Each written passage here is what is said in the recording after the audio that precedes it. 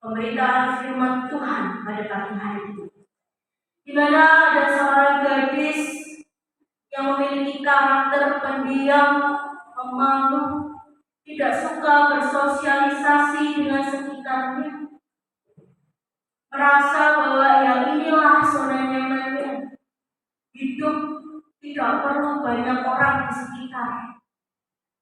Akan tetapi rupa-rupanya gadis yang pendiam, pemalu, tidak banyak komunikasi, memiliki suatu impian, memiliki suatu cita-cita untuk bisa menjadi seorang Kristen.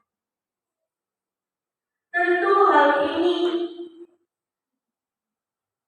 menyulitkan bagi gadis ini, karena memang dia mempelajari semuanya, teori dikuasai, akan tetapi secara prakteknya dia belum mampu untuk menjadi seorang presenter. Karena apa?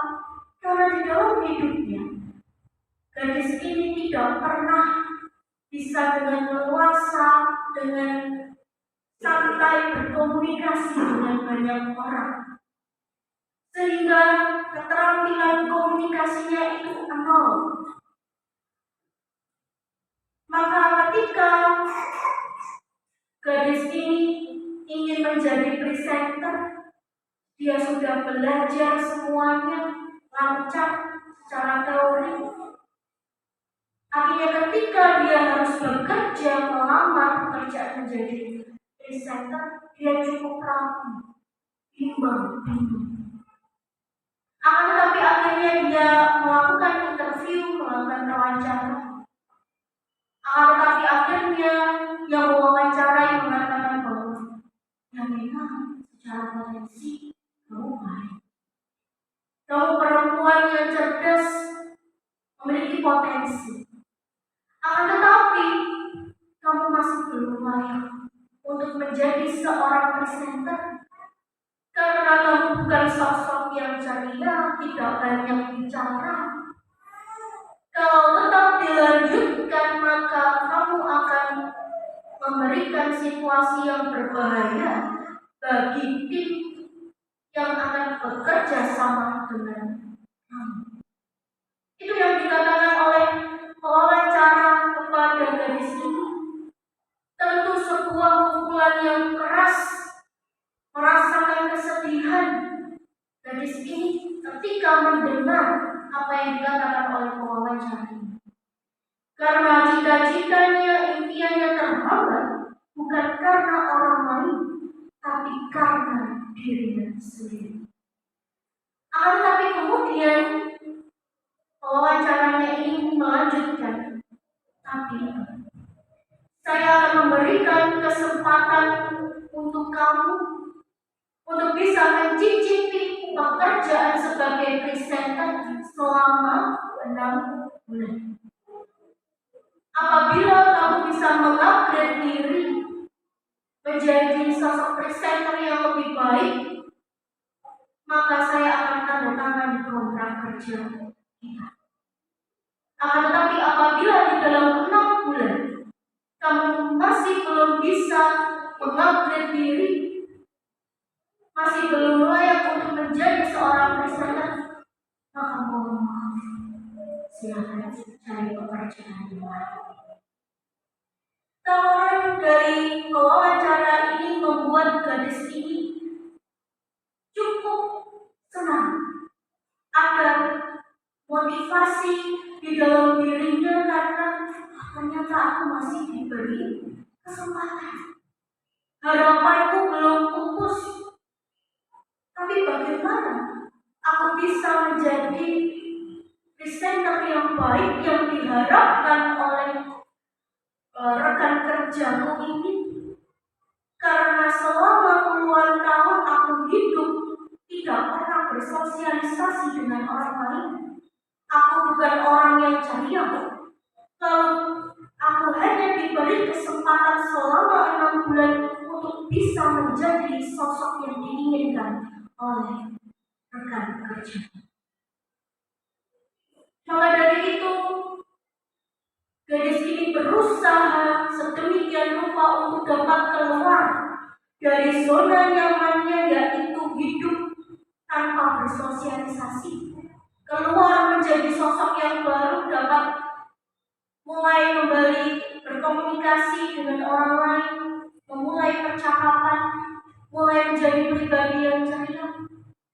Tapi tentu upaya yang dilakukan oleh gadis ini bukan suatu hal yang tidak, karena apa yang sudah dialaminya bertahun-tahun hanya harus berubah dalam 6 bulan.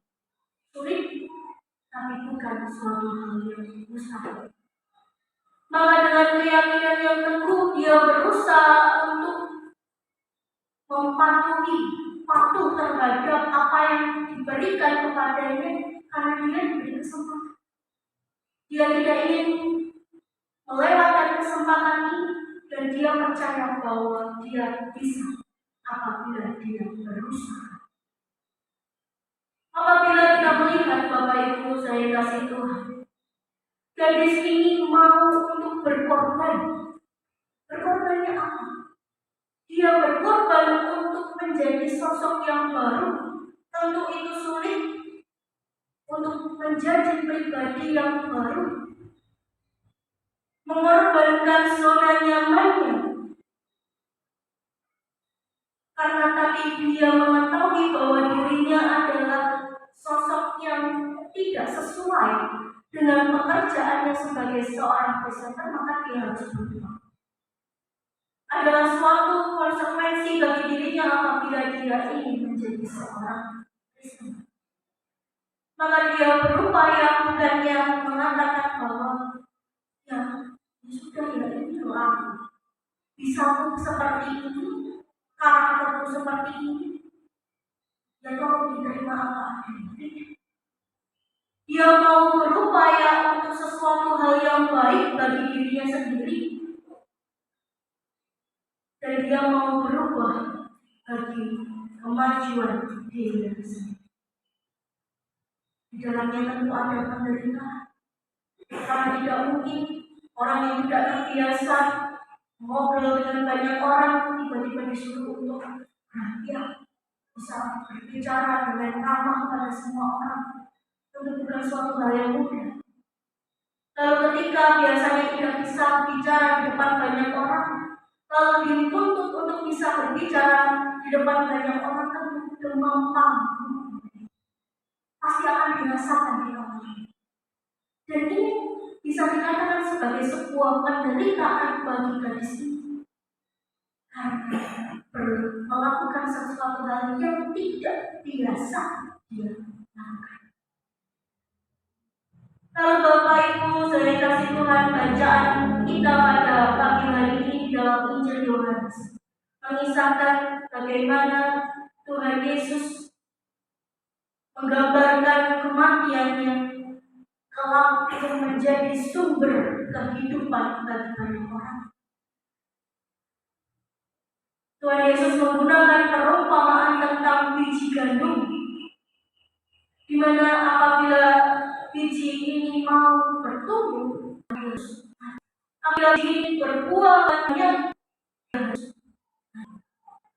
pengorbanan yang dilakukan bagi biji gandum ini, dan perumpamaan ini diandaikan sebagai diri Kristus, di mana tentu tidak mudah untuk dapat melalui penderitaan, di mana Tuhan Yesus harus dicaci maki, ditolak, mengalami cambukan.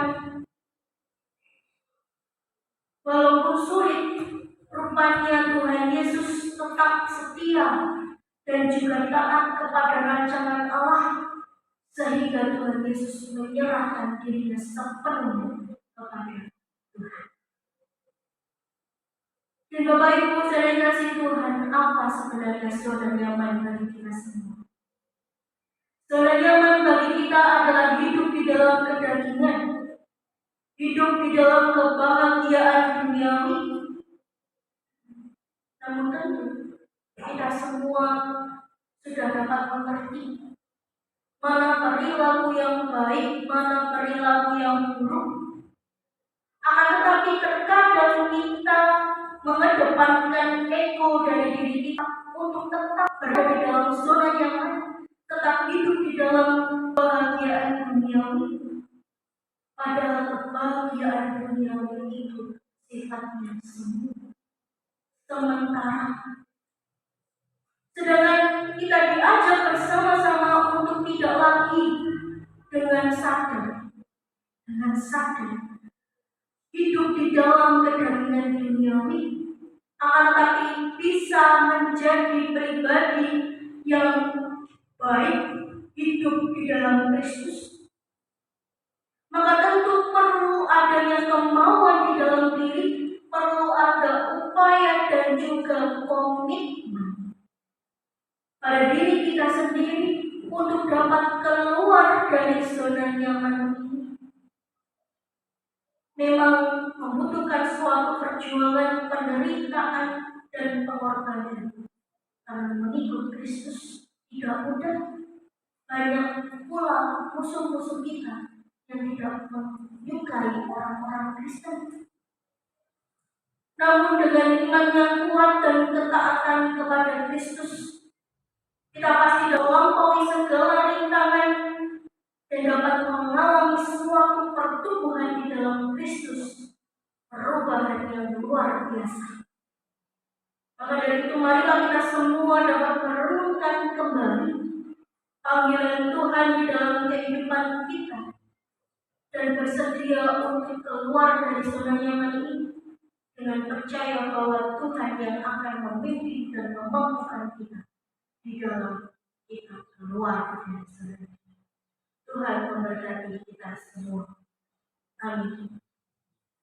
Mari kita sambut perenungan firman Tuhan pada pagi hari ini dengan memuji nama Tuhan. Dari itu jemaat 356 kita pujikan baiknya yang pertama dari dalam firman.